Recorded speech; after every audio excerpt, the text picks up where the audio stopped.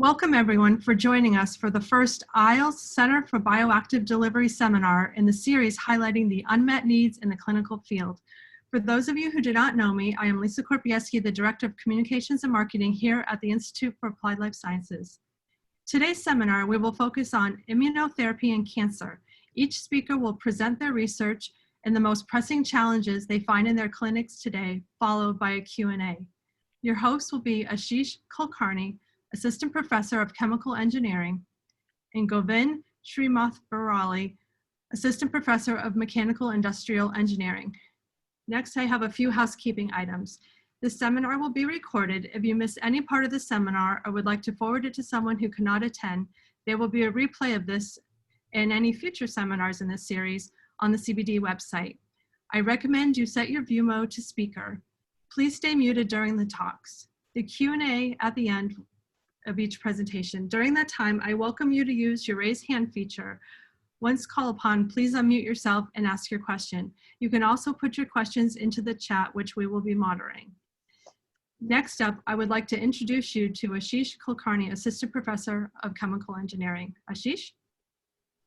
Thank you, Lisa. I would first like to thank Lisa, Isabel, and Hannah for helping us with organizing the seminar series. They have been of tremendous help with such a short notice. They have done a really, really great job.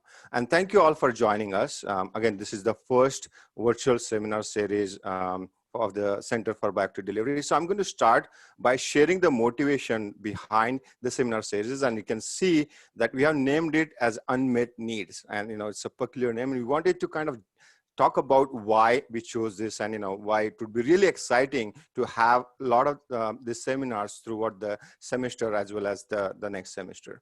So, we here on campus are a part of IELTS, which is an Institute for Applied Life Sciences, as you all know, and as a Center for Bioactive Delivery. And we have several faculty who, and researchers, including students who are working on certain aspects of drug delivery research, includes bioactive delivery as well. And we have, as we know, there are several amazing drug delivery platforms that we have worked on. We have established that enable efficient delivery of variety of different entities. That includes, just a short list, but that includes nucleic acids, small molecules, peptides, antibodies, proteins, and you name it, right? So we can deliver stuff, right? That's the crux. What we are more interested in understanding is, from the drug delivery perspective, is there an unmet need for any of the platforms that we have or the technologies we have on campus for clinical use, right? And then can we use this platform effectively for clinical uses, something that would be injected in the patient someday? And this is the kind of work, and this is the kind of challenges that we are interested in knowing, that we can use our skills, the platforms that we have on campus on bioactive delivery, and what clinical challenges that it would address. And this aligns very well with the vision of the institute as well as the campus, where there is a strong push for the clinical translation of the technologies, right? We are not going to stop just by publishing the work. We want to see it go to the next step of clinical translation, and which is the driving force behind starting this seminar series. With that in mind, we as CBD leadership, we're interested in thinking about a seminar series that highlights these unmet clinical needs in a variety of different types of fields. And the idea was we invite the leaders, in the clinical research, who work on the clinical aspects as well as work with patients day in and day out, to share some of these challenges, right? And one of the questions that we want to kind of know from these leaders is what keeps them awake at night, right? What are the challenges that they would like to see that we as a leader or as a researchers in drug delivery can work on? So in short, the objective of this seminar series is to foster collaboration between UMass faculty who are working on bioactive delivery research and clinicians to identify these real unmet needs or challenges that the delivery science can contribute to. And then with that in mind, we have the first set of the seminar series starting today. We have two outstanding speakers who are going to talk about their work on immunotherapy in cancer, and I hope you really enjoy it. So with that, it is my distinct pleasure to introduce our today's first speaker, Dr. David Fisher.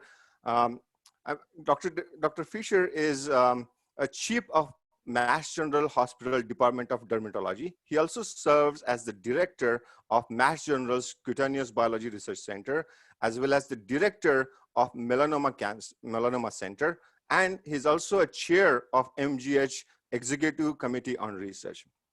He's also a professor of dermatology and pediatrics at Harvard Medical School. Before coming to Mass Journal, Dr. Fisher worked at Dana-Farber, where he directed the melanoma program there. Dr. Fisher is a graduate of Swarthmouth College with a degree in biology and chemistry. And then he received his doctorate under Nobel laureate Gunter Blobel and Henry Kunkel at Rockefeller University. He had his medical degree at Cornell University Medical College. And he specializes, his specialty training in medicine, pediatrics, and oncology were carried out at Dana-Farber Cancer Institute, Boston Children's Hospital, and Brigham and Women's Hospital, which are all part of Harvard Medical School. Apart from all these outstanding accomplishments, Dr. Fisher is also an accomplished concert cellist and graduated from Curtis Institute of Music in Philadelphia. And I don't know where he got time to learn all of these things. It's just amazing. So Dr. Fisher research is focused on understanding the molecular and genetic events which underlie the formation of melanoma, as well as skin pigmentation. And being a clinical scientist, he not only works on understanding fundamental mechanisms behind melanoma as well as skin pigmentation, but also works on translating these findings to advanced diagnosis, treatment, and prevention for a variety of human diseases related to skin and associated disorders. And the title of his talk today is Skin Signaling and its Manipulation, Influencing Melanoma Risk and Therapy. With that, I would like to welcome Dr. Fisher and look forward to his exciting talk. Thank you, Ashish. That's great. If you can unshare your screen, then I'll go ahead and share my slides. Okay, just to be sure we're seeing my slides okay? Does somebody just want to tell me they're seeing it? Looks good. Okay, good. Perfect. Okay, thank you. So it's a pleasure to be here, a very exciting series. And I do have a disclosure. I'm a co-founder of a small, very young biotech company called Soltego Incorporated. It does not have any products yet, but I will talk very briefly about some of the technology that it's focusing on. Let me just move forward. So I'm going to begin. I will tell you my talk is going to have a portion of it that deals with normal pigmentation and understanding pigmentation, because pigmentation is, in the case of skin cancer, and this includes melanoma, the most important protective, or flip the other way, risk factor in the formation of cancer of the skin. And skin is actually one of the most common sites in our body ever to get cancer. So understanding normal physiologic regulation is critically important.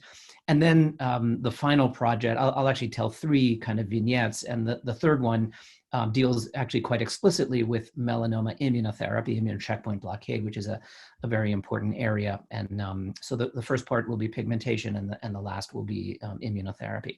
So this is a summary kind of cartoon depiction of how ultraviolet radiation regulates pigmentation, the suntan pathway, if you will. And from the work of our lab and a number of other labs over many years, what we've come to understand is that UV acts in this pathway, not directly on melanocytes, but indirectly by first producing DNA damage in keratinocytes, which are the most abundant cells in the epidermis of the skin.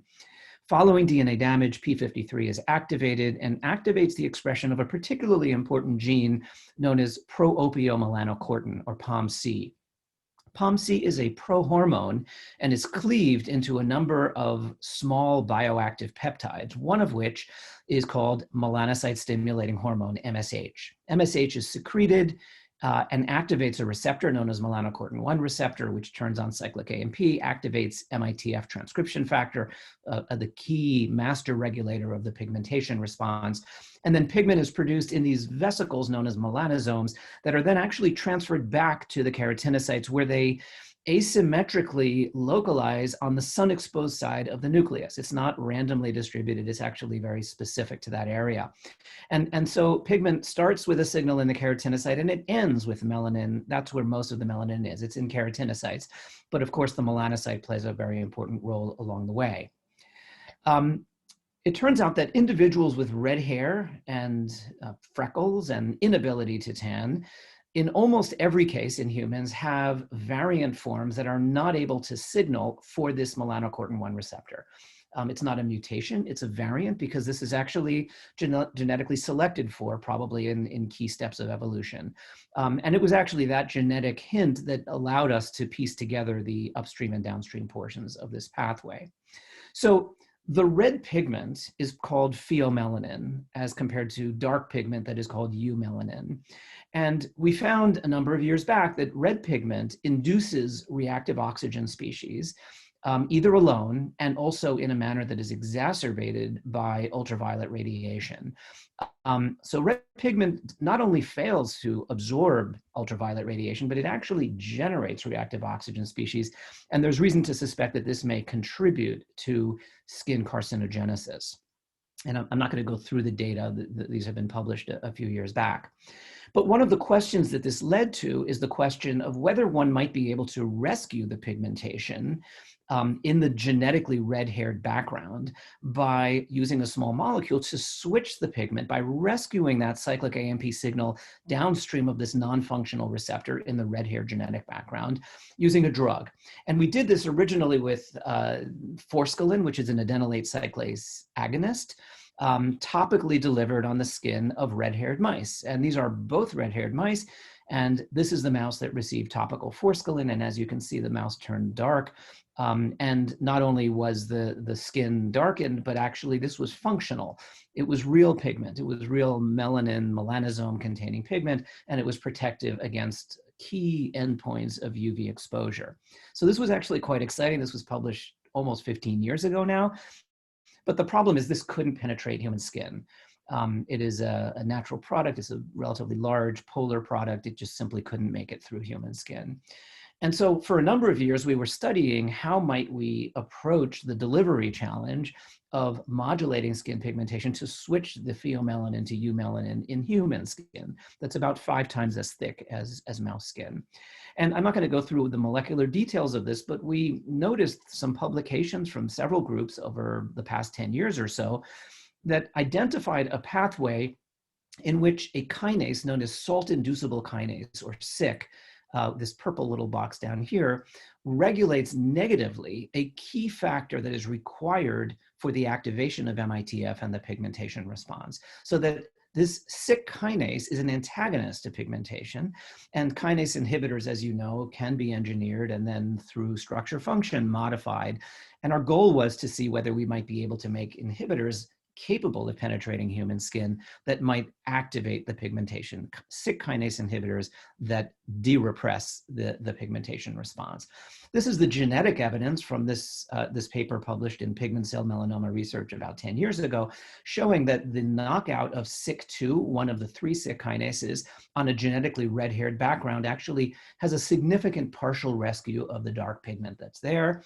And we took a SYK inhibitor, a small molecule, which actually does not penetrate human skin, but in cultured melanocytes, we could see in a dose-dependent way this could induce the expression of MITF. So it worked in a manner, we were able to look through the details of that response as well.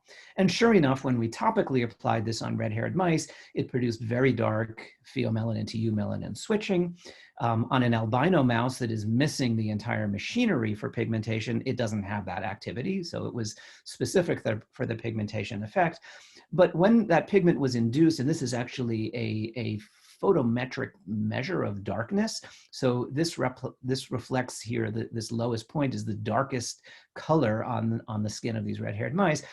When you stop the treatment at that point, what happens is that the pigment fades, and this is following exactly the same kinetics one would see after a UV-induced tan. So this was not an aberrant pigment. It was actually in fact, imitating the precise pathway, we think, through which ultraviolet radiation induces melanin in skin. So we then worked with Nathaniel Gray, who's a medicinal chemist at Dana-Farber, and iteratively went through structure function and made a series of small molecule Syk inhibitors, and then applied them to human skin until we found several that appeared capable of inducing this kind of darkening on human skin in the laboratory. This is not on people, but discarded human skin. And here you can see vehicle versus the topically delivered drug. And if we look in higher powered, melanocytes actually are quite rare at the epidermis. So the vast majority of these cells actually are keratinocytes. And if you look carefully, you'll see this kind of umbrella-like configuration. This is those melanosomes that are transferred from melanocytes to keratinocytes sitting on the sun-exposed side of the nucleus. So not just pigment being synthesized, but in fact, even the export of melanosomes was recapitulated in this response. So that's the first part of my talk, the first vignette I thought I would share with you on pigmentation, with the idea that perhaps there could be an application that might produce a benefit of the dark pigment vis-a-vis UV exposure and UV carcinogenesis. The second story I thought I would talk to you has to do with the question of why does our hair turn gray? I cannot say this has a lot to do with the genesis of cancer, but I think when you ask what keeps people awake at night, it's not that it's your hair turning gray that keeps you awake at night, but staying awake at night might turn your hair gray. And in fact, this is an area that is of some interest to us. So I'll just briefly share with you some studies, two studies that have now been published, one recently and one a number of years ago, on what we think is happening in the circumstance of hair losing its pigment like this. And I'm not going to go through enormous detail except to remind you that the hair follicle goes through cycles. Our hair is not growing continuously. The follicle goes through a resting phase called telogen, then a growth phase called anagen. And what separates the telogen and the anagen phase is the telogen phase is resting with a stem cell population at its base. The stem cell provides mature differentiating and then mature melanocytes and keratinocytes that then migrate down deeply to form a bulb, which is a transient portion of the follicle. And this is where the factory of hair is synthesized and melanin is synthesized to pigment that hair. And this can last, in mice, it's only a few weeks, but in humans, it can last quite a few months. And eventually the follicle stops growing, regresses in a catagen phase, and then returns to this telogen phase where the stem cells have to then resupply the next follicle with new daughter cells that will generate the next phase of growth. And so we used a number of years ago a transgenic mouse strain where all the melanocytes, the stem cells and the differentiated melanocytes, were stained with, were trackable by LAC-Z in selectively expressed in the melanocyte lineage. And then we could see these are the stem cells halfway down the mature follicle, and the differentiated follicles that are making the melanin are sitting down at the base. And so in doing this, we were able to track separately the stem cells and the differentiated melanocytes to see if in the hair graying process, there might be something about the dynamics of these populations that is changing. And we first looked at a mouse model. It was the genetic knockout of a very important gene called BCL2, an anti-apoptosis gene, where the mouse was born with normal pigment, but within a few months turned entirely white. And we just use this as a model. And what we discovered is here you can see in the back fur of the mouse, you can see a whole bunch of the halfway down the follicle, many stem cells, down at the base, the differentiated cells. And if we look between day 6.5 and day 8.5, suddenly the BCL2 knockout mouse in a very short period of time has lost all the stem cells. All the melanocyte stem cells are gone in the BCL2 knockout mouse within a very short period, whereas the differentiated cells are there still, the melanocytes at the base.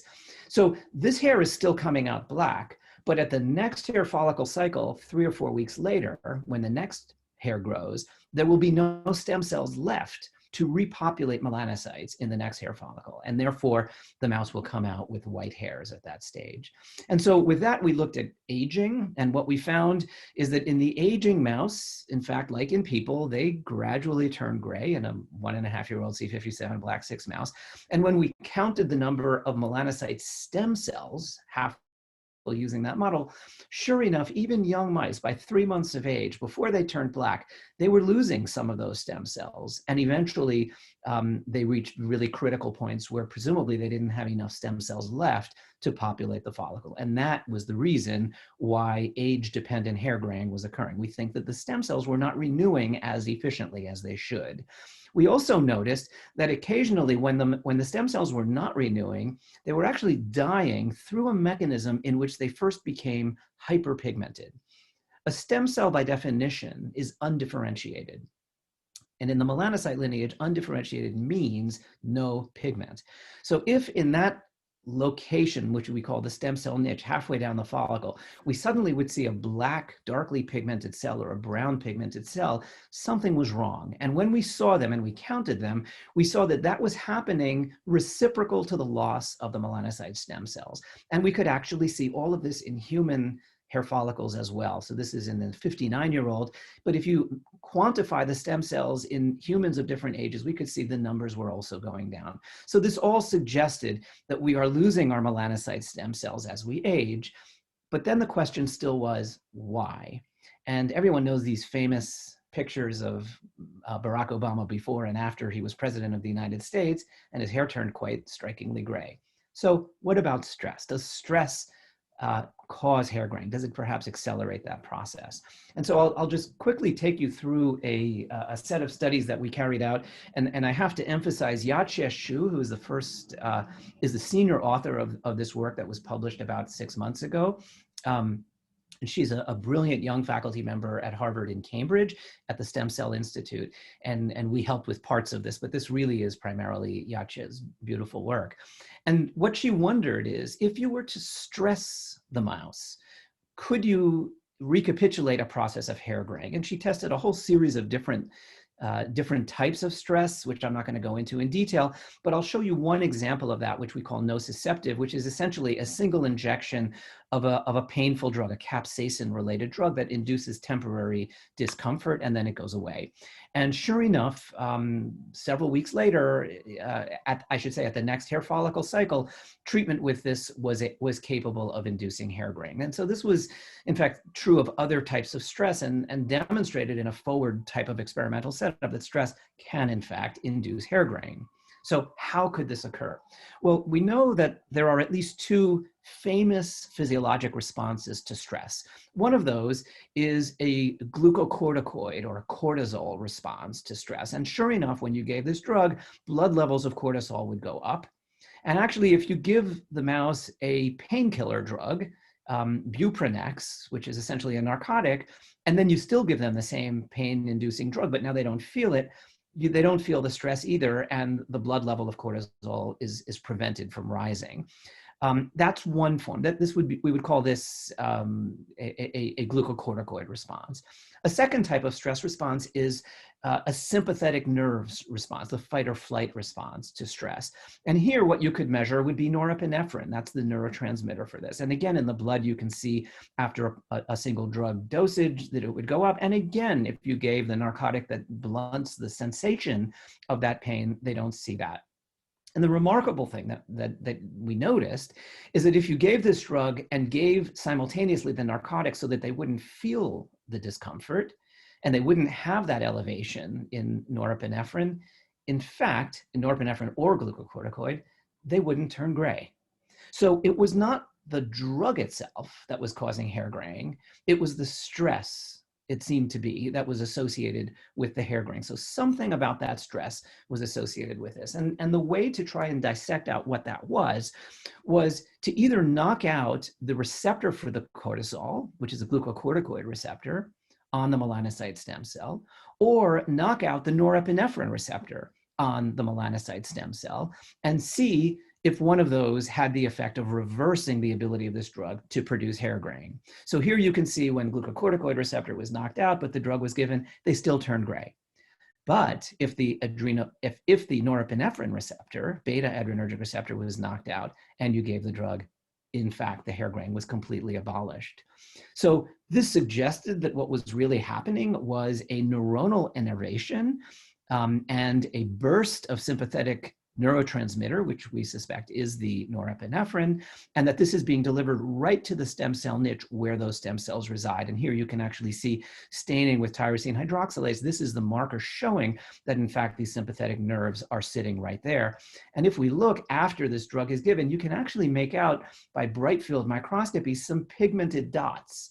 This is those same hyperpigmented stem cells that are never supposed to be in that stem cell location, but we think this is indicating that something has driven those stem cells to become hyperdifferentiated, and it's a one-way street. Once the stem cells are differentiated, they will then die, and the stem cell pool has decreased. When we took normal human melanocytes and incubated them with norepinephrine, in fact, this receptor to beta adrenergic receptor is of the same G protein coupled receptor family as the melanocortin-1 receptor, the red hair gene. So when it is activated, cyclic AMP is bursted, CREB up, that is to say a very strong signal, CREB is activated, and in fact we can see the MITF master transcriptional regulator gets turned on and pigment genes are turned on subsequently. So our model of what happens is that the normal pigment pathway very carefully titrates MC1R, cyclic AMP, and MITF, and the receptor for beta adrenergic neurotransmitters like norepinephrine is present, but if there is a burst, a major burst that activates this, suddenly MITF can be jolted out of its carefully tuned levels, and the epigenetic state of the cell can push into a hyper-differentiated state from which it can never return. And we think that is the reason that the melanocyte stem cell then loses its population within the hair follicle. And so here we have an unmet need. Could one block norepinephrine as a way to prevent hair graying? I don't think people would want to take the risk of beta blockers for the sake of preventing hair graying, but are there ways of doing this safely? Are there ways of delivering this safely? Are there very gentle beta blockers? And so we have a number of projects that are looking at this as an interesting strategy of modulating that particular model of pigmentation. So I'm going to finish up by talking about the immunotherapy topic, which I know is really central to this symposium this afternoon. And I want to begin with this short vignette with the question of what is it that makes melanoma an immunogenic tumor? Why is melanoma, in a sense, the poster child of successful immunotherapy in human cancer? So what we know is that the tumors that respond typically have an inflamed microenvironment before therapy begins.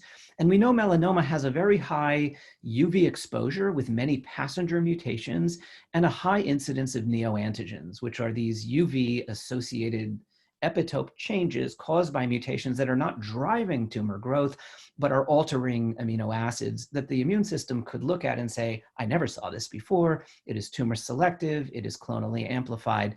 It's something for the immune system to grab its teeth on and potentially attack.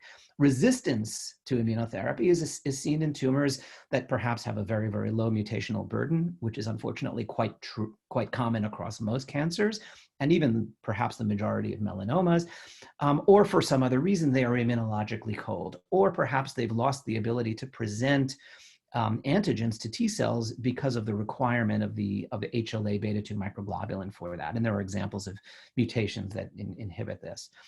Autoimmune vitiligo is a common side effect in patients who are undergoing immunotherapy for melanoma and ultimately have a good response. This correlates with a good response.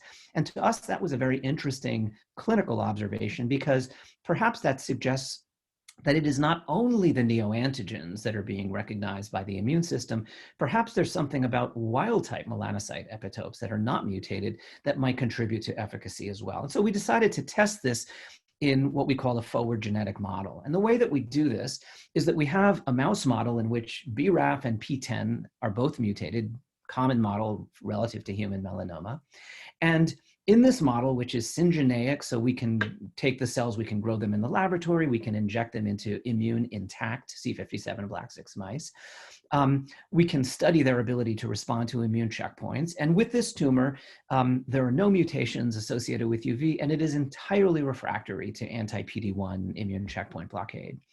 So what we then did, Jennifer Lowe, who was an MD PhD student in the lab, was in vitro. She took this same melanoma, mouse melanoma cell line and UV irradiated it repeatedly, and then single cell cloned different derivatives and tested their growth patterns in vitro or in immunodeficient mice and selected clones whose growth behaviors were very similar to the parental melanoma. So we now had a parental and several UV-associated clonal melanomas as well. And when she put these back in immune intact mice and treated with anti-PD-1, the parental melanoma had no clinical response, but one of these had about a 50% cure rate with UV mutations, and the other about 20% cure rate. So not a big surprise. It basically recapitulates the idea that UV neoantigens do confer responsiveness to immune checkpoint blockade, and also that that parental neoantigen devoid line is not a bad model of at least one mechanism of resistance to immunotherapy.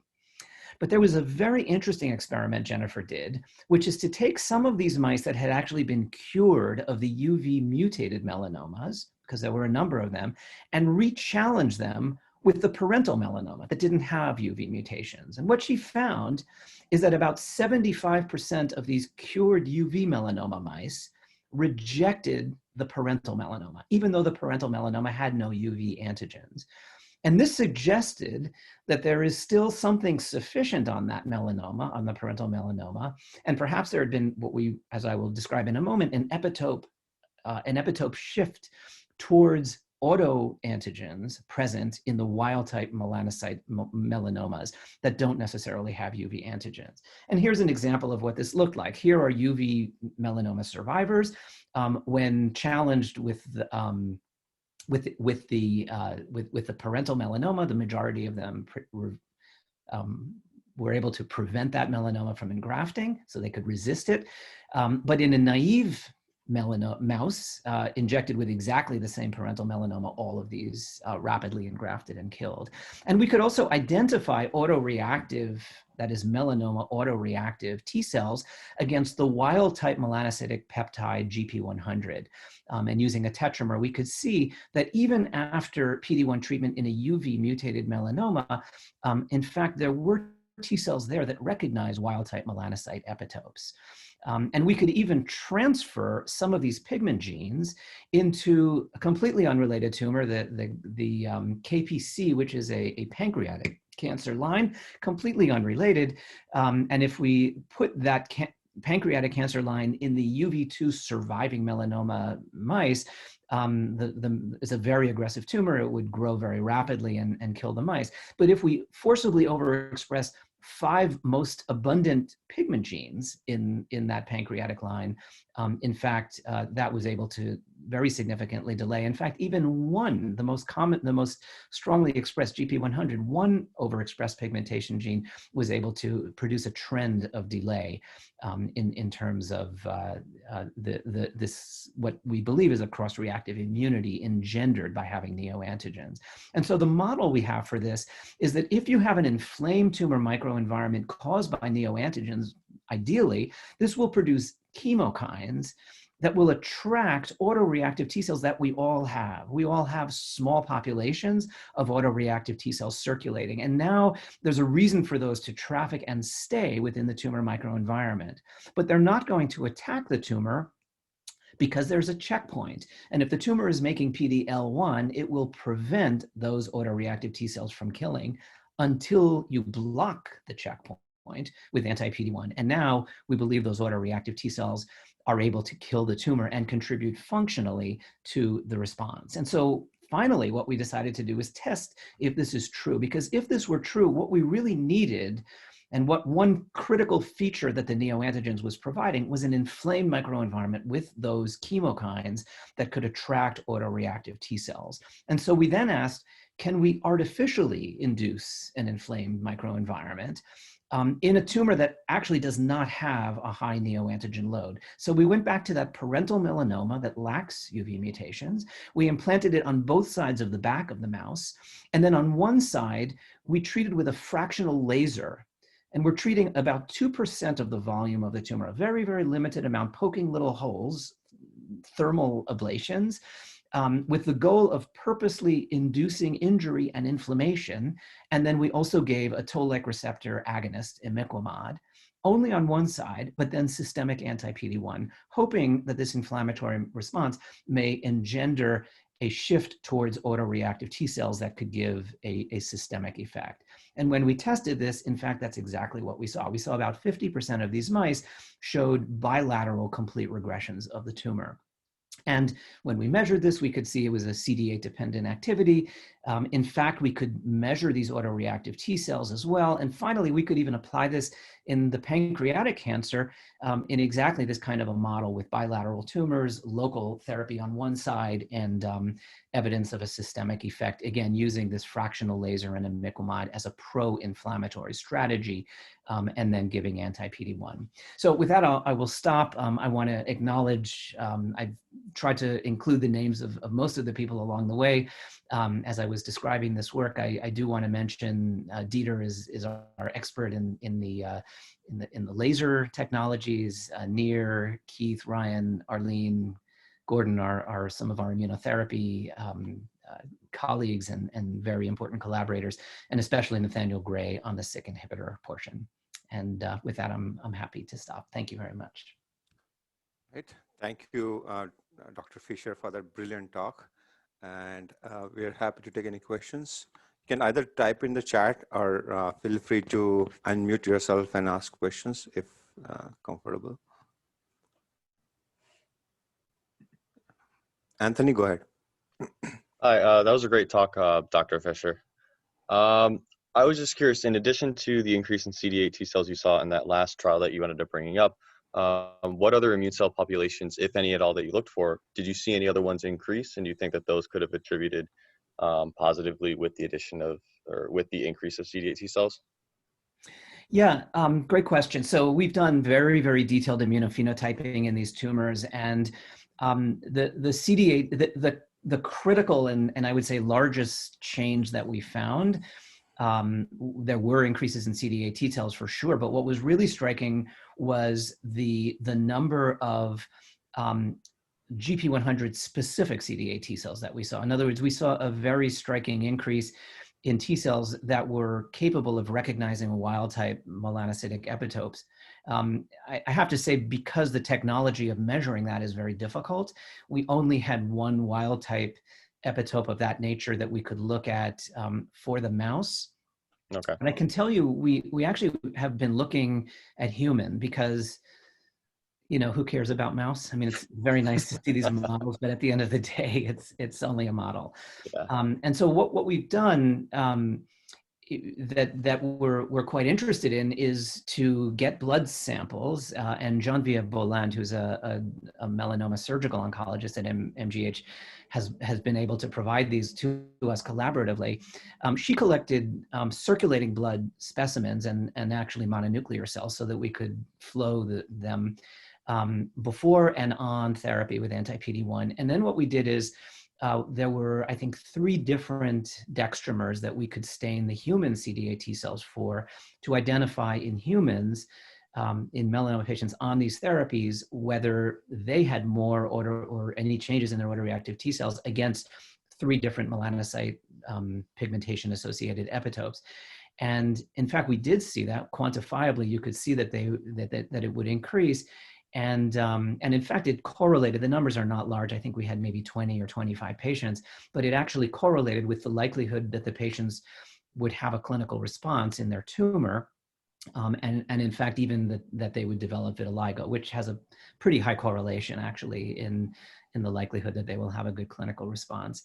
But getting back to your question, you know, there were absolutely subtle effects in dendritic cells, and you know, there was some Treg increase as well. You know, not everything was going in the right direction. So I'm sure that there were opportunities for boosting the efficacy in what we're getting. I think we're hopefully getting 1.5 steps forward and then maybe 1 or half a step backwards at the same time.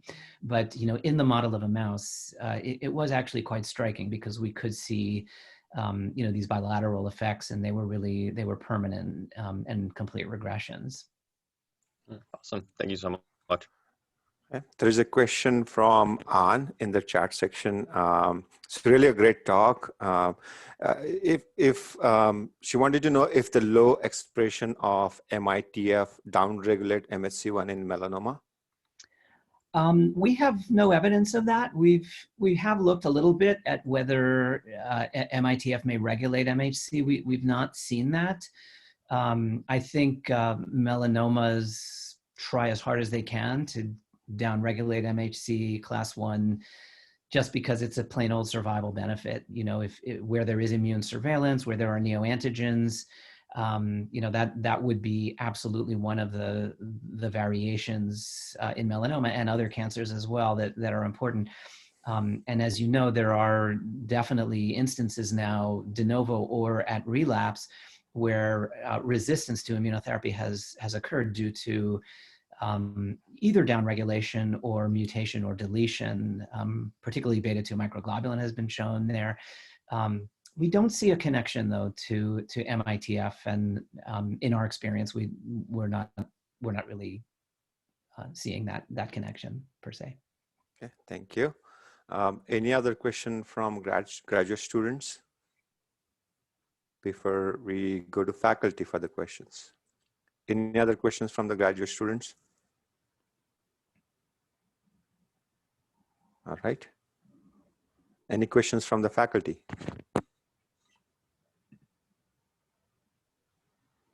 I have one question about heterogeneity in the melanoma, right?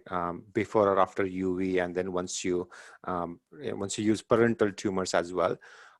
Do you see a heterogeneity in PD-L1 expression and how neoantigens are expressed, and does that lead to a lot of differences in the responses? And if you see the tumors are responding well, are they more homogeneous, or they have certain characteristics that makes them more responsive compared to other, right? So in other words, does a heterogeneity play a role in responsive versus non-responsive tumor? Yeah, that's a really great question. I cannot say that we have looked at that in great detail, but we've looked at it a little bit. There was a nice study by Yardena Samuels, I'm thinking maybe 2 years ago in Cell, something like that, or 1 or 2 years ago, something like that, where she did very carefully mixed different clones together and showed that greater heterogeneity did associate with a worsened immune response. Maybe associated with the concept of, you're sort of confusing the immune system or diluting out, individual clones, things of that nature. In our models, we single cell cloned the UV mutated lines in order to keep them homogeneous. And the reason that we did that is that we think that, while there absolutely is a ton of genetic heterogeneity within melanoma as they evolve, there's actually a fair bit of homogeneity as well, especially with regard to UV mutations. I think, once melanoma becomes advanced, it's, the sun isn't shining, where it's living. And so, it's other things that are associated with greater mutagenic events. And interestingly, as you know, in other cancers that have a very, very high mutagenic event with considerable heterogeneity associated, like DNA repair defects, microsatellite instability, in fact, can have an extremely good immunotherapy response, despite the fact that these things are constantly mutating. So I think that there is, from a mutational perspective, there's probably benefits and liabilities both from the heterogeneity, but having a high mutational density may overcome some of that.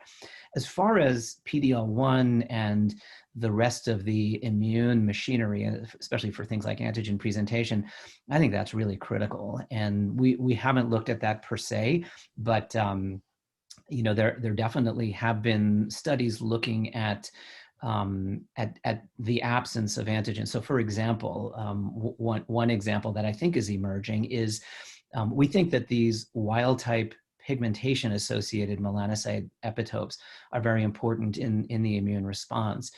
Well, one of the increasingly emerging mechanisms or associations with resistance to immune therapy in melanoma is what people call the low MITF state, or the mesenchymal EMT transition, which is essentially a low MITF state. Well, what is that? That is actually a cell that does not express much of the pigmentation machinery. They're relatively undifferentiated.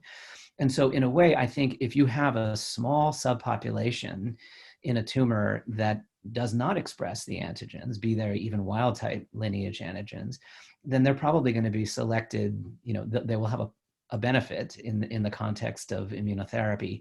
And so we think that is some of the evidence that that the heterogeneity gives rise to, as in all of cancer, sadly, the long and tragic history of cancer, is that heterogeneity gives more opportunities for escape. And I think that happens here. The beautiful thing would be a bystander reaction that is impervious to heterogeneity. And perhaps immune responses can do that in some instances. And one way that I like to think about it is that the immune response itself is heterogeneous.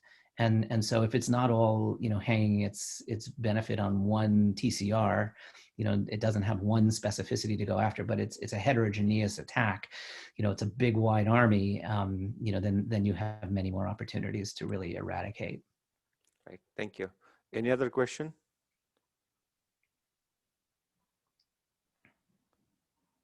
I have one more question regarding the BRAF PTEN knockout studies that you did. Was there any kinase signaling that was involved? Because I think BRAF PTEN mutant cell lines have higher PI3K and MAP kinase signaling, and then do you think that would be an important aspect in terms of combination, right? Potential combinations for when you have a UV activated mutants or something that can have the signaling in combination with PD1 or PDL1 therapies, right? Something that. Yeah, I mean, we haven't looked at that very much ourselves, but actually, I guess we've been part of a few collaborative studies. So there definitely have been studies. Jen Wargo had done one that we worked with her a few years back, suggesting that there is a crosstalk for sure. And, we hypothesized at the time. So one interesting place where these things come together is that the MAP kinase pathway phosphorylates MITF, degrades MITF. And in fact, one consequence of blocking BRAF is that MITF is upregulated and pigment genes are upregulated. And so, in fact, there was evidence that immune checkpoint efficacy was enhanced by BRAF inhibition. And one potential mechanism of that is these autoantigens, the melanocytic proteins, end up being elevated in their expression because there is a crosstalk between the MAP kinase pathway and MITF. There are a bunch of other ways that these pathways probably are talking back and forth with each other. As you point out, the PI3 kinase pathway is important. There undoubtedly will be things that speak to, the question before from Anne about, MHC and so on. I mean, I'm sure that there is a lot of dynamics that is regulating the immunogenicity and the ability to target the melanoma cells. But it is a complicated field, I think. Yeah, thank you so much. If there are no questions, let's thank Dr. Fisher for a brilliant talk and for sharing your work with us. Thank you very much. Thank you. Thank you. And with that, I would like to introduce Dr. Govind Srimathveeravalli, who is a co-host with me and a partner in crime for this seminar series. And he is an assistant professor in the Department of Mechanical and Industrial Engineering. And he's going to introduce the next speaker, Govind. Ashish, thank you for that introduction. It is my pleasure to welcome Professor Sylvia Lee from University of Washington as our next speaker. Dr. Lee is an associate professor in the program of immunology in the Fred Hutch Cancer Center. Before joining the Cancer Center, she received her she finished her medical degree in University of North Carolina. And from there, she completed rest of her medical training in University of Washington. She is a medical oncologist, a heme oncologist. And her topic of interest is using a new form of immunotherapy where cells called tumor-infiltrating lymphocytes are extracted from the patient, grown, modified, and then given back to the patient as a medicine. She has led a number of clinical investigations in lung cancer and melanoma previously, led a number of clinical trials in evaluating checkpoint inhibitors in a variety of cancers. Most recently, she is leading clinical trials on tumor-infiltrating lymphocytes and adjuvants in melanoma and mesothelioma. I have a feeling Dr. Fisher and Dr. Lee might know each other because their circles are quite intersecting. And the adjuvants include things like chemotherapy and a vaccine, a cancer vaccine. So very interesting stuff. Dr. Lee, I would like to hand over the podium to you. Thank you, Govind. Thank you so much for the invitation and the introduction. Let me see if I can get this. Okay, does that look okay? Yes, it looks good. Okay, great. So I'm a medical oncologist, and I am at Fred Hutch and Seattle Cancer Care Alliance, and my clinical areas are actually divided between melanoma and the thoracic head and neck cancer, so primary lung cancer. And my area of research is looking at T-cell therapies, which have traditionally had greater successes in lymphomas and leukemias, the hematologic malignancies, and trying to extend those successes to the solid tumors. So just a quick overview of background behind T-cell therapy and solid tumors, what's available, the challenges that we face, and the future directions. So there's no question right now in the cancer world that we're living in a PD-1 era. There are few other cancer drugs that have demonstrated the range and breadth of activity across so many different tumor types that PD-1 inhibitors have. Let me see. Oh my gosh. Okay. Okay. So we are, these are different plots for responses to PD-1 or PD-L1, which demonstrate that we're not only seeing responses across many different solid tumor cancer types, but also the really exciting thing is that we're also seeing long-term responses. So a really different outcome compared to our traditional chemotherapies and radiation. And so this is a graph showing long-term 5-year overall survival in melanoma, renal cell, and lung cancer in heavily pretreated patients. However, I think that, with the advent of immunotherapy, it comes with not only the many gifts of the ICIs, the immune checkpoint inhibitors, but also a general curse of immunotherapy. And so with the advent of PD-1 therapy, it's brought a lot of hope and optimism to the field and to the clinic. But the reality is the majority of patients don't respond to PD-L1 therapy.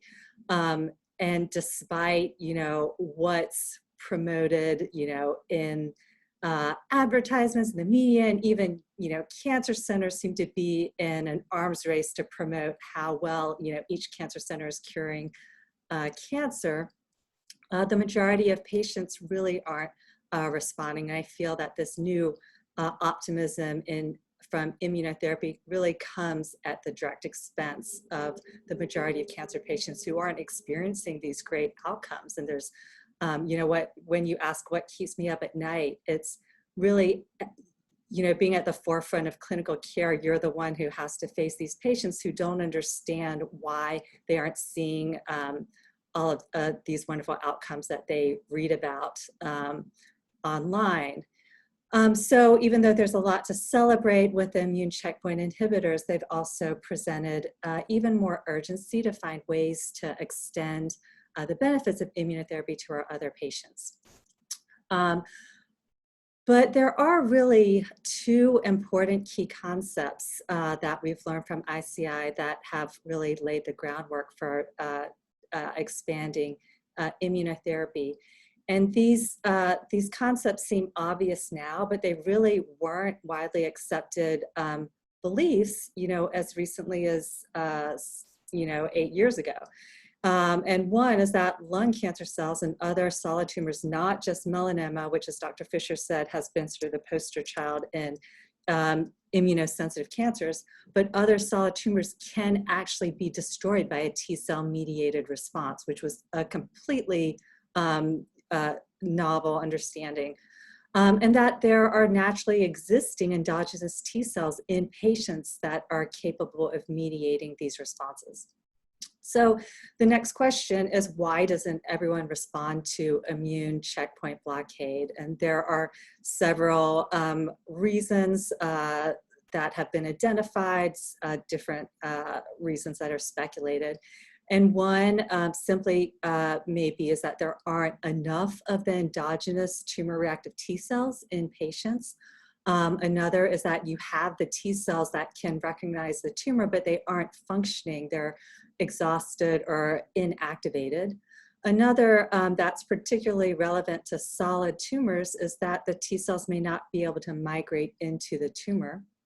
And then also there is a narrow therapeutic index. And so with anti-CTLA-4 and anti-PD-1, you're really activating all of your T cells that can potentially cause many different toxicities to other parts of the patient. And that limits how much of the immune checkpoints you can give. And so there's data using ipilimumab, the older immune checkpoint, that showed that there was higher efficacy at giving it at higher doses, but it's so intolerable and causes so many side effects that it's really, it really fell out of favor to give at those high levels. So, I'm going to start by going over the three main types of adoptive T-cell therapy. So T-cell therapy, it was, it actually predated the development of immune checkpoint inhibitors, and it's been studied concurrently with the development of ICIs. But it, just with the recent successes of the ICIs, it sort of got second billing, but it has been sort of studied in a more quiet way. And then with the successes of the ICIs, especially in the other solid tumors, it really has heightened the focus on T-cell therapy as an opportunity to really address the mechanisms of resistance that we see from PD-1 therapy, the insufficiencies, what PD-1 therapy isn't doing, the reasons for primary resistance in patients. It provides a platform to really look at this in a more nuanced, specified way. So the three main types of adoptive T-cell therapy that are really under the most active development are TIL, CAR, and TCR T-cells. And CARs and TCRs are genetically engineered. TIL are endogenous T-cells.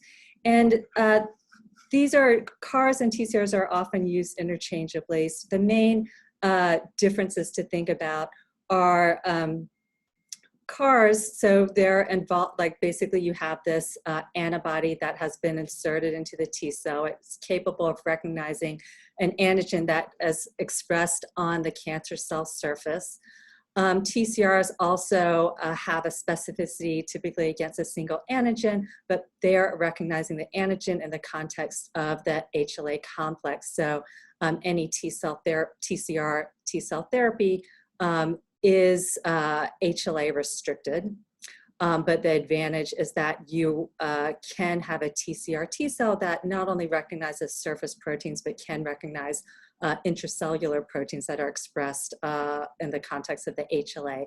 And so the possibility for tumor targets is much higher, but the limitation of the therapy is that it is restricted to the patient's HLA type, which is typically A0201.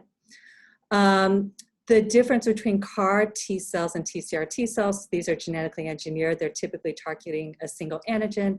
TIL cells are targeting potentially a diverse set of antigens.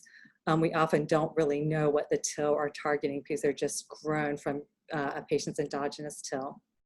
And then in terms of where the field is, where the main advances are, the two commercially approved T cell therapies are CAR T cells for leukemias, lymphomas. TIL has not been commercially approved yet, but it is, there's a good possibility that it may be approved in the coming year for melanoma and possibly cervical. And then TCRs have been studied most extensively in leukemias, lymphomas, and sarcomas. So, as I mentioned before, T cell therapy, and specifically CAR T cell therapy, has gotten a lot of publicity for all of the successes it has demonstrated against the hematologic malignancies. And with the successes from ICI, there's been a surge of interest in looking at T cell therapies in solid tumors, but they've largely been disappointing so far. And there's a lot of active research trying to understand what are the challenges specific to solid tumors? Why is it so much harder to treat solid tumors with T cell therapy compared to lymphoma and leukemia? So when you look at the three main areas that are necessary for an effective T cell approach, you can break it down into the intrinsic properties to the T cell. And so you have to have a target antigen that's expressed on the cancer that the T cell is recognizing. The T cell has to be capable of delivering a cytotoxic effect. And the T cells have to be activated. They have to be able to persist in patients and survive after the transfer. The trafficking to the tumor is not a trivial thing. This is challenging when you're thinking about a lymphoma or a leukemia. You naturally, just from the circulation of the peripheral blood, you naturally have easier access to those disease sites from a T cell therapy. That's not true for solid tumors, where you have to have migration of the T cells into sometimes a very bulky mass. And then once the T cell gets to the tumor, it faces an extremely hostile and sophisticated tumor microenvironment that's very skilled at being able to shut down the T cells. And so different components of the tumor microenvironment that have been implicated are rich infiltration of T regulatory cells, myeloid-derived suppressor cells, macrophages. Magari Houghton at the Hutch is doing a lot of research looking at the importance of neutrophils in that environment. There's work looking at the importance of arginine and its availability in the tumor microenvironment. We now understand that T cells are not capable of producing arginine on their own, and they rely on exogenous arginine. And there are very low levels of arginine in the tumor microenvironment due to consumption from tumors and myeloid-derived suppressor cells that effectively lead to inactivation of the T cells once they try to infiltrate the tumor microenvironment. So there are different strategies in creating these designer T cells that are trying to counteract these immunosuppressive signals by incorporating different genes into the T cells that will combat TGF-beta, PD-L1, doing PD-1 reverse engineering so that T cells receive a positive signal instead of a negative signal when they see PD-L1. Looking at restorative genes that allow T cells to make their own arginine, for example.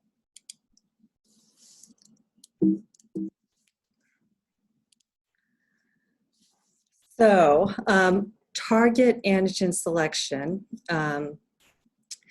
This is challenging for solid tumors because you have more heterogeneity for tumor antigen expression in solid tumors compared to the liquid tumors. And so the two commercial CAR T cells are against CD19, which is expressed on all B cells. And so for these B cell malignancies, it's a fantastic target. To have a good cancer target, you want the target to be expressed as homogeneously as possible on the cancer cells, but to have a limited or no expression on the normal tissues to avoid on-target toxicity on those tissues. Different tumor-associated antigens could be antigens that are overexpressed in tumor cells, or they're differentiated in some way in tumor cells. You have a group of cancer testis antigens such as MAGE and NY-ESO that are only expressed in sanctuary sites. And so, for example, ovarian cancer or sarcoma, they can express these antigens which aren't expressed on other normal tissue, and they can provide a nice target that way.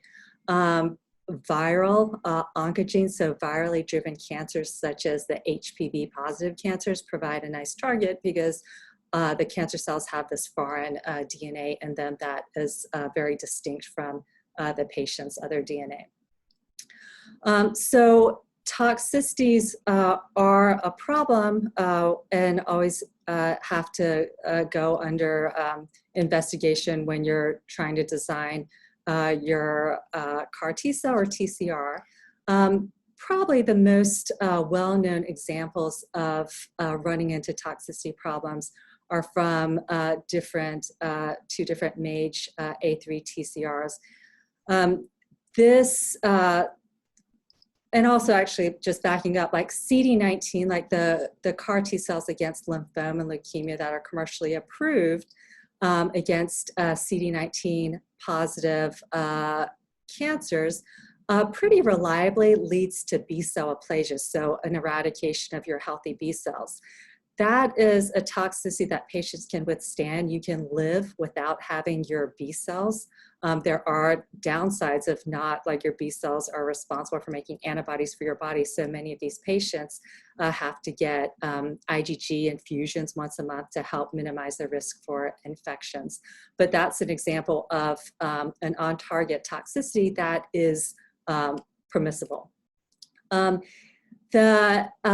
the NCI, one well-known result was in their MAGE A3 TCR, where they had a trial of, I think, 9 patients, and 2 of the patients lapsed into a coma within days of receiving their T-cell infusion, and they ended up dying. There was a 3rd patient who developed Parkinson's symptoms, but then recovered from this.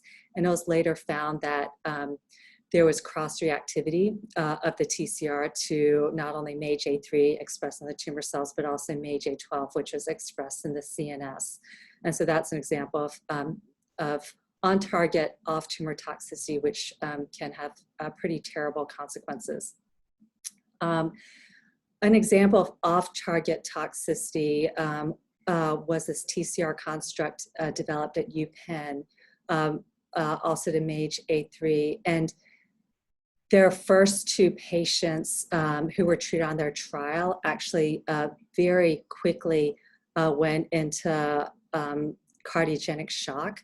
And when they did autopsies and evaluated, they found that there was an off-target reactivity of the TCR product to titin a cardiac peptide. So typically now when you're submitting your proposed T-cell construct to the FDA, the requirements are fairly rigorous to show that you have investigated the toxicities to normal tissues. Another challenge that we discussed is heterogeneity across tumor. That's a lot more common for solid tumors, not only between different patients with the same tumor, but also across metastatic sites in the same patient and across time as well. Another aspect that's very crucial to having a good target antigen is that the antigen is somehow essential to the tumor growth and its capacity to metastasize, because it is so easy for the cancer cell to downregulate the expression of that tumor antigen. This is IHC staining from Cassian Yee's work that when he was doing a clinical trial with a MART1 T cell therapy for melanoma, and the other tumor-associated antigens that the patient expressed were GP1 and tyrosinase. They were given MART1 T cells and initially had a response, but then had progression at a new site. And when they biopsied that new site, they saw that the melanoma had downregulated, was no longer expressing MART1. So I'm going to, in terms of covering the different T cell therapies, I'm going to start by talking about TIL, because this is our oldest form of T cell therapy, and it's most similar to immune checkpoints, and that it's relying on endogenous T cells. Tumor-infiltrating lymphocytes are generated by harvesting a portion of a patient's tumor, taking it to the lab, growing it in high doses of IL-2 to stimulate the T cell growth.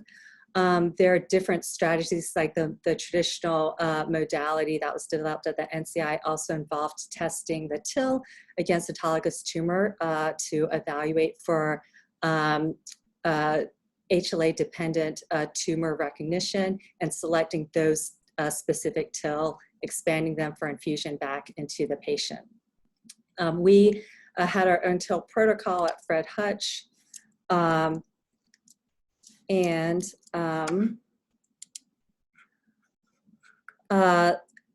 saw these responses. This is a patient who had a resolution of this neck mass, a patient had resolution of this extracranial subcutaneous mass, and improvement of liver metastases. Across the board, regardless of the institution, the responses for TIL therapy against melanoma have been remarkably reproducible. The NCI, which pioneered this approach, has reported an overall response rate of 50%, complete response rate of 20%, which has been fairly closely reproduced at MD Anderson and also at our institution. And the most impressive aspect of TIL therapy is that the responses have been durable for beyond 12 years. And so the idea is that for the patients who have these responses, it is believed that these patients have been cured from their TIL therapy. However, this therapy really preceded the advent of PD-1 therapy, and it's a lot more cumbersome to generate and to deliver. And the question that is now present is there still a role for TIL therapy, or is TIL therapy simply redundant with PD-1 therapy? So Iovance is the company that's now championing TIL therapy and trying to get FDA approval. And they have shown this nice data that no, TIL is not redundant to PD-1 therapy. And they did this trial, which showed among 66 patients, all of them had been treated with PD-1 therapy before, and the huge majority of them were primarily refractory to PD-1. 80% had seen CTLA-4, 100% of the BRAF positive patients had been treated with prior BRAF and MEK and had progressed. So this is a population of patients that really would otherwise be on hospice care and have a very short time to live. And it surprised most people that they actually saw a pretty high response rate to TIL therapy among these immunotherapy highly refractory patients, with an overall response rate of 36%. They had 2 CRs, 22 PRs, many additional stable diseases, which is a meaningful response for TIL therapy because these patients can have a sustained response. But then the question of many skeptics is this just a response that we see at 6 weeks and then patients progress? And they have given updated data this year that showed their median duration of response was not yet reached at 17 months, showing that their responses, even in this highly refractory population, are showing promise of being sustained, like the earlier TIL therapy. They are also expanding this modality in other cancers, including cervical cancer, head and neck cancer, and lung cancer. And they have reported really promising results in cervical cancer, among patients who are platinum refractory, heavily pretreated, with 3 complete responses, 44% overall response rate, a pretty high degree of tumor reduction. And this data was good enough to get a breakthrough therapy designation from the FDA. And so it's possible that this may also get approved in cervical cancer in the coming year. So the question is, what are the TIL recognizing? Because we are, just growing out these T cells that are infiltrating the tumor. We don't genetically engineer them. We typically don't know what they're even reacting against. And so the NCI has done this really nice work looking at the TIL more closely, and they've done basically whole exome sequencing on the patient's tumor who are getting TIL to identify non-synonymous mutations. And then they search the TIL product that gets infused in the patient for T cells that are reactive against those mutations. And interestingly, similar to the data from the immune checkpoints, they found that actually the reactive TIL seems to be more against the neoepitopes rather than the more common like tumor-associated antigens like MART1. They were all unique in their interrogated patients, except they did have 2 patients who had reactivity against a KRAS mutation. And they have done work in patients who were treated with TIL, who responded and then started progressing, in giving them TIL that were enriched for specificity against the neoepitope, and they've demonstrated responses from that strategy.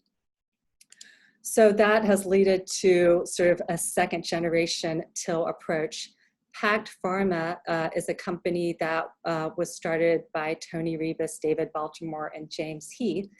And what they're doing is they're trying to create what they call is a synthetic TIL. And so they take a patient, they do sequencing of their tumor to predict the neoantigens that are likely to elicit an immune response. And then they create an elaborate library that they use to interrogate the patient's peripheral blood for TCRs that are capable of recognizing these neoantigens. And then from that, they clone these neoantigen-specific TCRs and use them to generate a synthetic TCR product to infuse back into the patient. And they're able to do this for the majority of HLA types. And they have a clinical trial that's now exploring this strategy in not only melanoma, but many other cancers, including bladder, colorectal cancer, ovarian, prostate. And they're now expanding to lung and head and neck cancer. The downside of this approach is that it takes 12 to 16 weeks to manufacture the T cells, which is really not a realistic situation in the broad management of patients, given the rate of their cancer progression, and also our, when we're thinking about how to expand this large scale with our finite resources.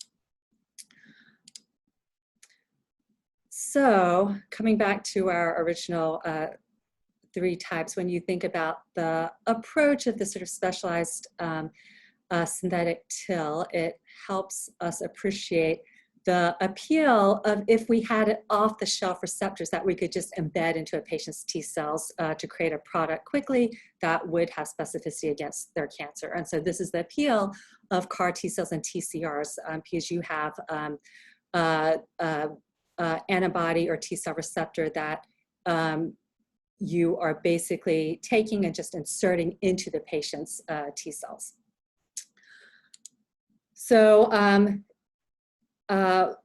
TCRs for HPV positive cancers. When we talk about the challenge of finding tumor targets in solid tumors, some of the lowest hanging fruit are the viral oncogenes, because again, these oncogenes are not expressed in healthy tissues, since the cancers are driven specifically by this foreign DNA. So this helps avoid the problem of on-target off-tumor toxicity. HPV cancers in general are rising.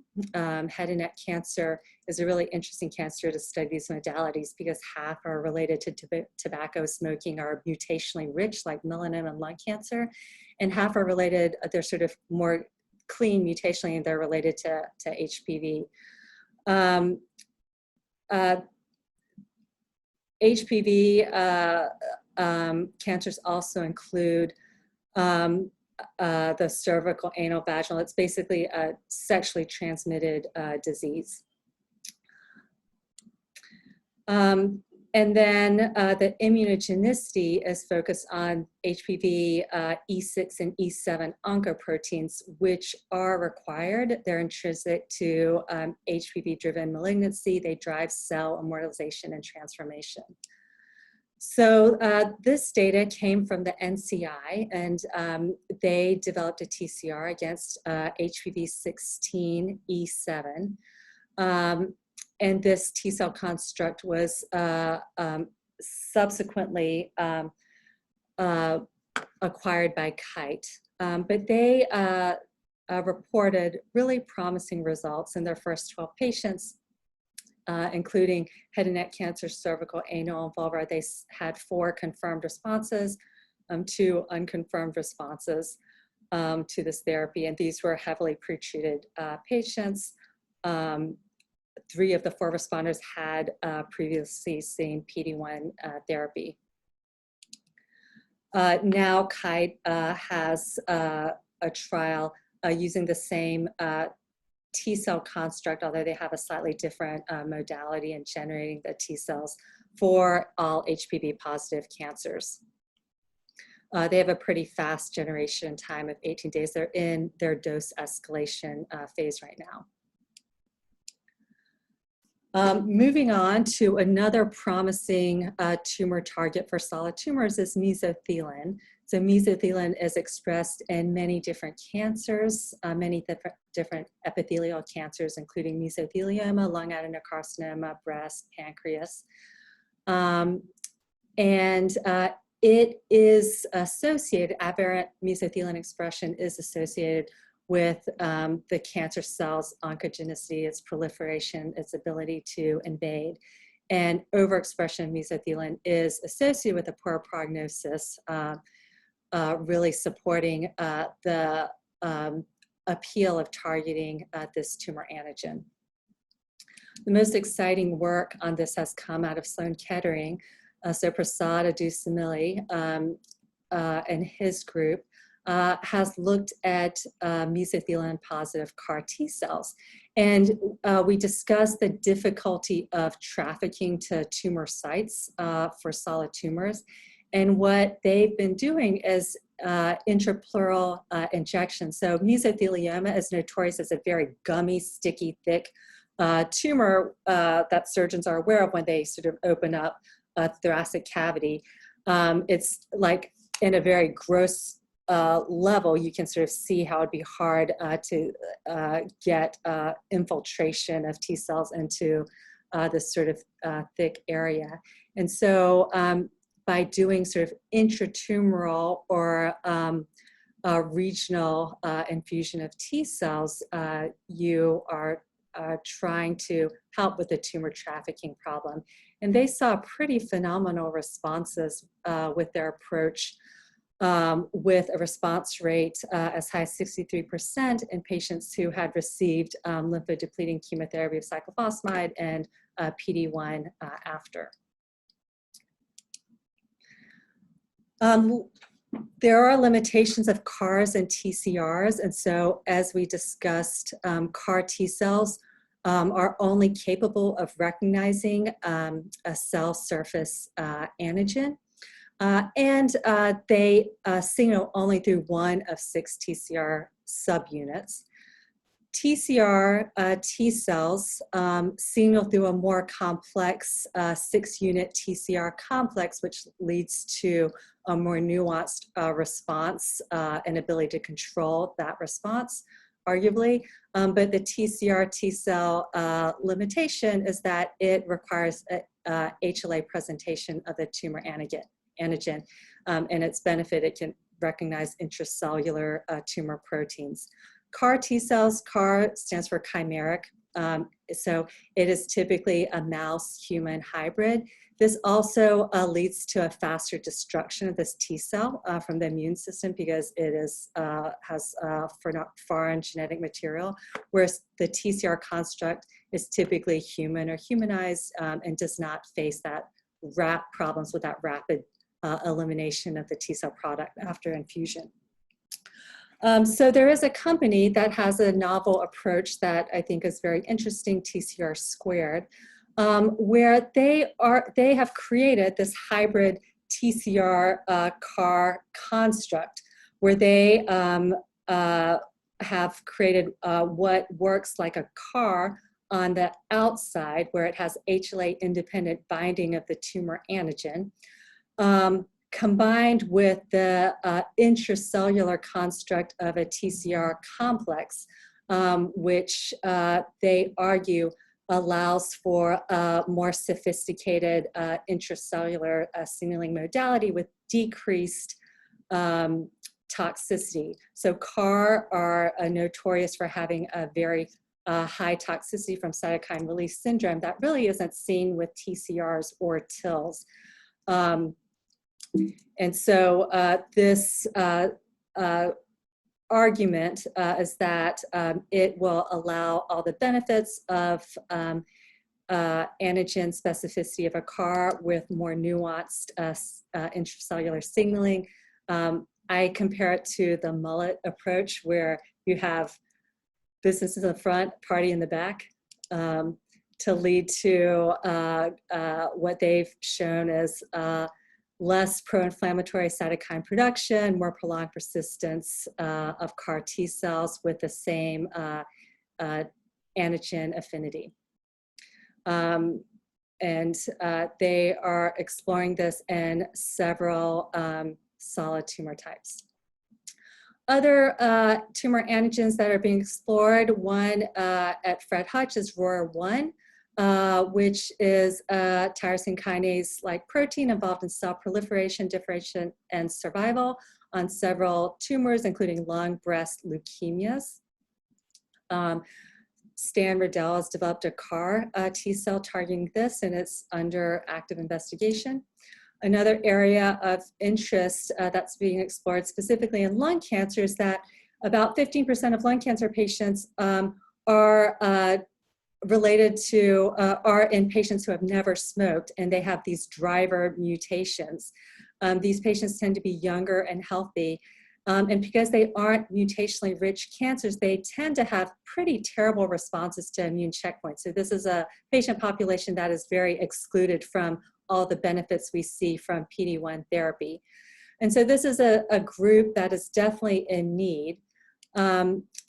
Stan Riddell and Josh Beach in his lab are looking at trying to find T cell receptors that are specific to these driver mutations, including BRAF and EGFR, as a strategy to try to extend T cell therapy to these patients who are mutationally bland and don't benefit from our current immunotherapies. These are graphs just to show the very rapid progression in development of T cell therapies over recent years. Since 2014 is when the data from PD-1 came out showing that there was efficacy in other non-melanoma solid tumors, really fueling the excitement about T cell therapy in solid tumors. And these are, the majority of these are still in the liquid tumors, but there are others that are developing that are relevant to solid tumors. And the final pitch for why this is so important is heme malignancies, the beneficiary of T-cell therapy currently is really only comprises 9% of cancer deaths. The remaining 91% are from solid tumors. And so these are the patients, this is the patient population that really stands to benefit from improvements in our T-cell therapy modalities. Some of our patients who have been treated on T-cell therapies at Fred Hutch, and then the different groups that I have been working with and who have provided funding. Thank you very much. Dr. Lee, thank you so much for the talk, virtual claps. Please, graduate students and faculty in the audience, if there are any questions, you can unmute yourself at any time and ask the question or type it in the chat window. Hi, Dr. Lee. That was a really interesting talk. Thank you. I had a question specifically about the section where you talked about tumor antigen selection and targeting. But in your experience, have you seen that there's an increase in bispecific or trispecific antibody or antibody-like therapies in order to address these rigorous targeting needs? I know there are a bunch of preclinical studies that use these, especially with FC functional or FC silenced regions. But I was wondering what your thoughts were on these, as like what should be considered for designing strategies like these, and what specific clinical outcomes or even hazards should be taken into account when administering these treatments? Yeah, so so if I understand, you're wondering about sort of the overlap between bispecific antibodies and looking for tumor targets. Yes, I think that definitely when we see a signal in bispecific antibody, therapy, or even antibody drug conjugates, there's a lot of interest, like, would this be a good target for CAR T cells? I haven't really worked in that world of bispecific antibodies. The downside in general, I think, is that it requires long infusion times, where patients sort of like, it has a very short half-life in patients, and so you infuse it and then it's sort of eliminated from your body, and it's only working like during that short period of time. And so patients have to get admitted and have these, sometimes they have to get into the hospital for these like 24-hour infusions, which is really challenging. So ultimately, if there is a good target, if you could sort of convert that to a T-cell therapy model where the T cells are actually able to survive and persist and make copies of themselves in patients, that would be easier to deliver to patients. Thank you, I appreciate it. Thanks, Anthony. Any further questions from the graduate students or faculty? While you're thinking about amazing questions, I have one of my own. From a bottleneck perspective, right, it seems like there are 3 separate bottlenecks that come up when it comes to all these T-cell therapies. It's with respect to, is it the epitope information? Is it the manufacturing process? Or is it modulating entry into solid tumors? And these 3 seem to be common regardless of which therapy it is, right? There is a manufacturing lead time. There's some limitation with respect to epitopes, and how do you get this into the solid tumors? Which one is most crucial, will have the largest impact, in your opinion? Right now, I think the manufacturing challenges are largely being ignored. Like, there's so much funding that is sort of shelved right now, but it's going to be a real concern because I think that the cost of manufacturing as it is not going to be sustainable if we have a really broad, widely available effective therapy. So I think that's sort of been put on the shelf while we're sort of evaluating whether or not we can find an effective T-cell approach. I think the time of the T-cell generation, it does, like Pact Pharma, that really prolonged T-cell generation time will certainly limit the usefulness of that approach unless you have the money to start that T-cell generation very early on in their treatment course while they're still on other therapies. I think that the real challenge is it's not that we have a really a known effective TCR or CAR T cell against solid tumors, and it's just a manufacturing challenge. We haven't really clarified the first part yet of figuring out how to overcome the immunosuppressive tumor microenvironment, although there's certainly a lot of strategies that are being studied right now. I think also like our method of evaluating trafficking is really limited. Like our method of evaluating CAR T cells and TCRs is largely sampling the patient's peripheral blood and looking for persistence, looking for cell numbers of that T cell construct. But there's always a disconnect between how well that represents like which of those T cells or how many of those T cells have actually infiltrated the tumor itself. And to get that information, you need patient biopsies. And that's really challenging to do. And, these, patients who are usually on like one of their final treatment lines when they're undergoing a very experimental T cell therapy, to require that they get these tumor biopsies to evaluate for infiltration into their tumor, although that's, I think, super important in understanding what's going on in terms of trafficking and what's going on in the tumor microenvironment. I have a question, if you don't mind. Thank you for the great talk. I already got several ideas that we can use for the drug delivery.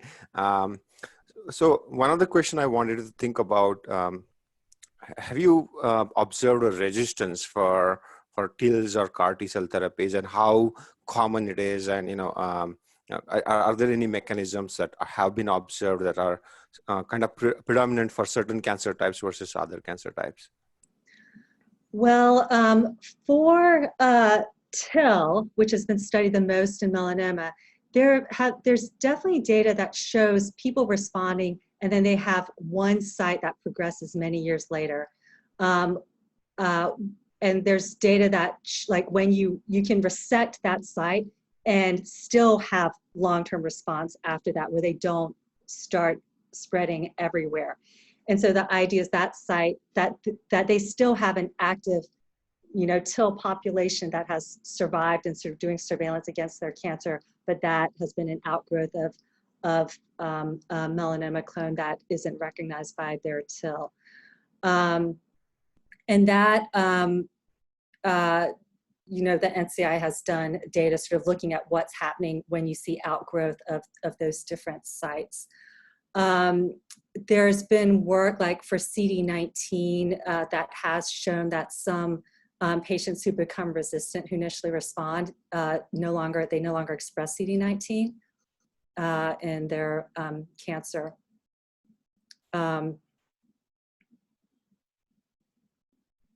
Yeah, does that answer your question? Yeah, thank you very much. So while we wait, I have one more kind of thought to share, right? In my view, the TIL therapy is personalized medicine to the max, in the sense that you take the patient's own, it's personalized, they have their own epitope, and you're taking their own cells and you're giving it back to them. And the approach of selecting based on reactivity almost seems dilutive to me. The reason for that is if there is a wide range of TILs present with different epitopes, the cancer might have gone through various mutations, and like there are deletions and dead ends and other things might have happened, and perhaps that memory is retained. So why select for an epitope and infuse? Why not just do a polyclonal expansion and send it back and see what happens? What's the history with that?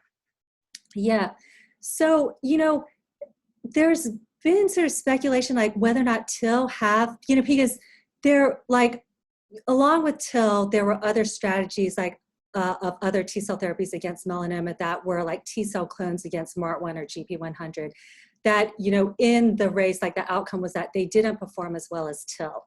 And so the idea is like, is it because TIL has heterogeneous reactivity against the cancer? And is that why immune checkpoints are effective too?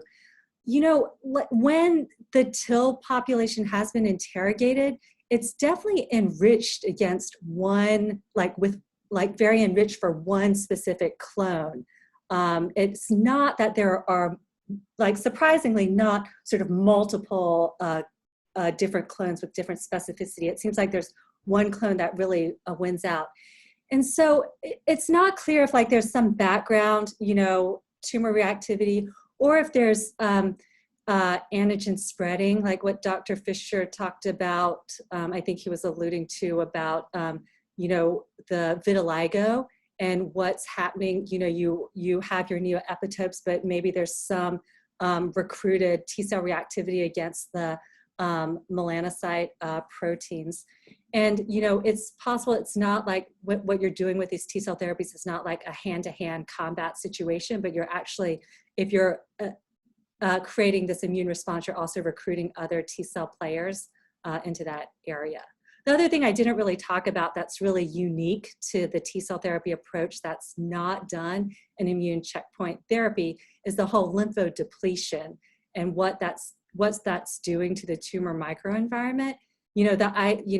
The observation that TIL can work when after PD-1 doesn't work and you're relying on the exact same endogenous patient cells really speaks to maybe this lymphodepletion eradicating all the myeloid-derived suppressor cells, the T regulatory cells, decreasing that competition, maybe the pharmacokinetics of having a massive, T-cell population, the IL-2, maybe part of it is what you're doing to the environment in addition to the T cells themselves.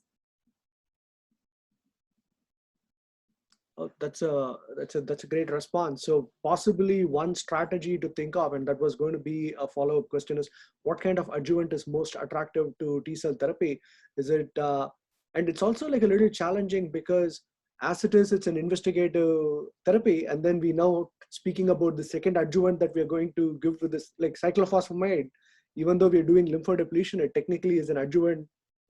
It's a neoadjuvant before you give the therapy, right? So then it seems like perhaps adjuvants targeting the tumor microenvironment might be most attractive for T-cell therapies. Is that a reasonable conclusion? It's hard because you don't want to give cytotoxic therapy that eliminates the T cells after you've infused them too. And so it's hard to sort of continue to eradicate that tumor microenvironment without a more targeted approach. There is work looking at CD30, which is expressed on T regulatory cells. Actually, so there's a drug called rituximab that's used against CD30 positive cancers. And Seattle Genetics now has a trial trying to combine rituximab with PD-1 to try to actually get at the myeloid-derived suppressor cells and Tregs in the tumor microenvironment and decrease those. And so in combination with PD-1. And so I think there are approaches to try to sort of target the bad immune actors with T-cell therapy. We tried a long time ago, with Cassie Yu's lab with ONTAC, which is a targeted T regulatory cells before giving people their melanoma-specific T-cell therapy. Though that trial, it ended early because ONTAC had some manufacturing problems and we didn't see an early signal. So we have one question from Anne. She asks, how do you manage the cytokine storm, and would cytokine suppression would somewhat counterattack the immune, somewhat blunt the immune response? Well, we tried, to write out the cytokines. For TIL, we give high doses of IL-2. And, interestingly, in my experience, melanoma patients tolerate the high dose IL-2 in the context of TIL therapy much better than when high dose IL-2 is used to be given as a monotherapy. And I think it's because they're lymphodepleted when they go in, so they have fewer T cells to really react to the high dose IL-2. But it is it's an important component, so we try to write it out and support them through that. For the, for like CAR T cells, when we're managing cytokine storm with steroids and tocilizumab, people still go on to have responses to their T cell therapy even when we manage patients with immunosuppressive drugs. And that's seen also with immune checkpoints, that even patients who have to go on high dose steroids, which we initially really worried about, they are actually more likely to have a response than patients who have no cytokine release symptoms from their treatment. Thank you. I have one last one question. What about inducing an innate response similar to what Ron Levy's lab has done with CPG? So there are, different groups that are trying to look at doing that with different agents and sometimes intratumoral injections. Yeah, that's what I was thinking of. Yeah. Like, yeah, trying to prime, like, especially before like tumor harvest, for example, before you harvest their tumor for, to generate the T cells, trying to prime that harvest site to get a better TIL infiltration. That's certainly an area that people have looked at. Thank you. Mm-hmm. I got to ask one more question, and then we promise we'll let you go.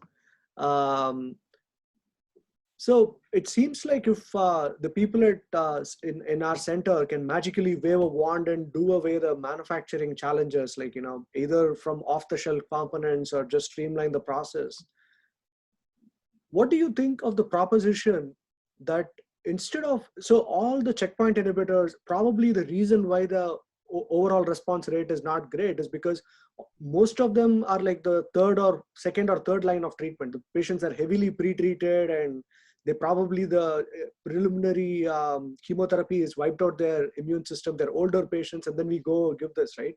So perhaps if it goes earlier in the chain, maybe it would do better. And taking an example from the same line, instead of considering TIL as a therapy of last option, pretty much most cancer patients who with resectable tumors will undergo surgery and then have adjuvant chemo. Why not instead do the resection? You already have the tumor with all these TILs, expand them and prophylactically give it back to them as a vaccine. I'm sure somebody would have thought of that. Yeah, I think, Iovance, the company that is trying to commercialize TIL, would probably pay you to be one of their speakers. They want to do that. We actually opened, like they had a lung TIL protocol that was supposed to be for first-line lung cancer patients. And we opened that and we did not succeed in accruing a single patient to that trial. And they were open at many sites and they did not succeed in accruing a single patient to the trial and ended up closing it after a year. And I think taking someone, first of all, the challenges are, like the logistic challenges are, T cell therapy takes some generation time. TIL therapy in particular requires that we take the patients for a surgical resection. And then the lymphodepletion is not the easiest thing to get through. So you're admitting someone to the hospital for like a 2-week course, giving them chemotherapy that's going to take really months for them to sort of get back on their feet, and giving them this treatment. It's so much easier to just give the off-the-shelf Nivo or Pembro plus chemotherapy. The immune checkpoint inhibitors they have been moving pretty steadily into first line in combination with chemotherapy. But I think there are a lot of, for why T cell therapy would have a hard time going into first line, it's like all of those logistic challenges of even doing the trial, finding the patients who would want to go through this pretty toxic therapy when there are other treatments available that may be easier to take and may work, better for them since it's unproven. So I think getting this to trial and demonstrating, efficacy is a huge hurdle. A lot of T-cell immunotherapists have made that same argument, though, that it's really hard to generate really high-quality T-cells on patients after they've been on 3 lines of chemotherapy because the T-cells are so exhausted. And so, yes, the more chemotherapy naive they are, the better. There is some data, interestingly, that patients may have a better response to chemotherapy if they start off with immune checkpoint early on.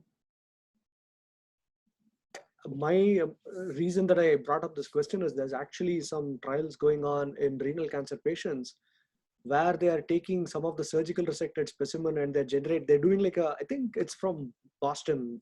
They are doing like a PD-1 plus like a self-vaccine and seeing what goes on with that. So, that's why I asked that question. But does anyone else have questions for Dr. Lee?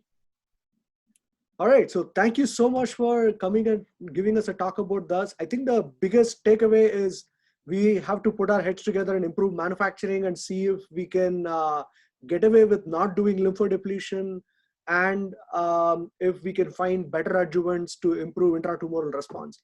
So we'll get back to you in 6 months once we have those things lined up. Thank you very much. Clap. Thank you so much for the invitation. Thank you for the great talks. Thank you. Bye-bye.